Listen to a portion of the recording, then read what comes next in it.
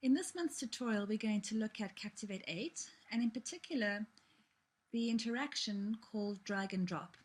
In order to get started with the drag and drop interaction, we would need a couple of things to be set up on the stage, because the drag and drop interaction involves a number of objects that will be dragged onto a number of relevant spaces, and based on their final positions, they will be judged as being correct or incorrect and marked, so to speak. So to get going, we would need to just look at this complete version that I've prepared for you. And the complete version consists of 3 basic slides that I've set up. The first slide has the main content on it, which includes 3 images. And these images can be created either in Photoshop or Illustrator and then placed on the stage.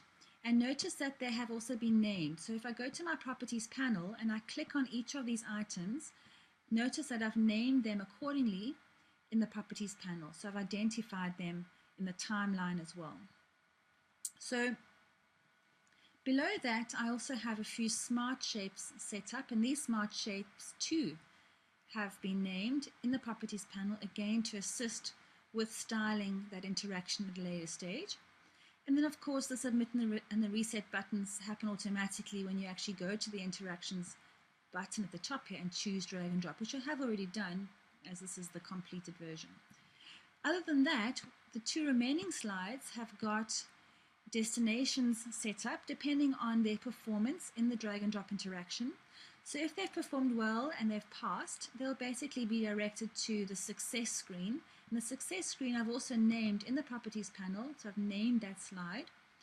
And on the success screen, they're congratulated and they have the opportunity to exit using an action, sitting on a button that allows them to exit that interaction completely. If they have performed badly, they'll be redirected to the failure screen, also named in the properties panel. And on that button, called the continue button, continuing will allow them to jump to a slide called interaction, which is in fact the first interaction setup slide, and that will allow them to continue practicing until they get it right.